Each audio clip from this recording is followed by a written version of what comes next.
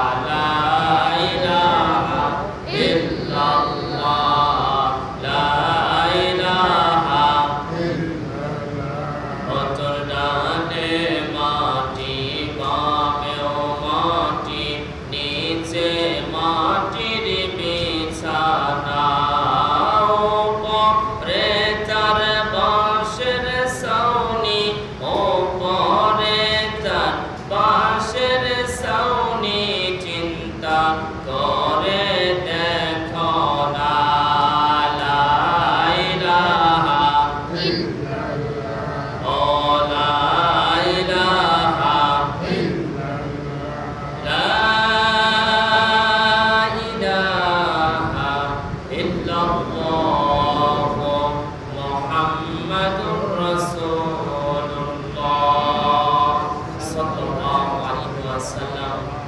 মুআসসাস মুহতারাম ওয়াজিবুল ইহতিরাম জুলমাস দেওয়ানের দেশাম মুরব্বিয়ানিসা যুবক ভাইরা ছোট কচি কাচারা আল্লাহ সুবহানাহু ওয়া তাআলার দরবারে অসংখ্য অগণিত শুকর ও সুজুদ জ্ঞাপন করছি যে মহান মুনিব আমাদেরকে পবিত্র মাহে রমজানের শেষ দশকে লাইলাতুল কদর হয়তো আমরা গতকালকে উদযাপন করেছি।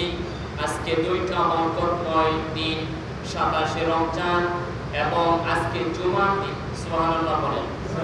এই জুমার দিনটা এতটাই আল্লাহ পাক রব্বুল আলামিনের কাছে গুরুত্ব। রাসূলুল্লাহ সাল্লাল্লাহু আলাইহি ওয়াসাল্লাম বলেছেন, ইন্না ইয়াওমাল জুমআতি সাইয়্যিদুল আইয়াম ওয়া হুয়া আফদালু ঈদুল ফিত্র ওয়া ঈদুল আযহা। সুবহানাল্লাহ বলেন।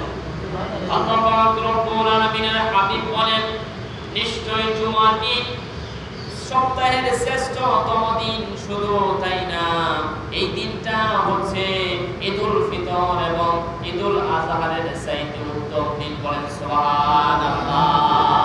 এটা মুসলমানের এতটা গুরুত্বপূর্ণ দিন যেটা হচ্ছে সপ্তাহের শ্রেষ্ঠতম দিন। বলেন না সুবহানাল্লাহ।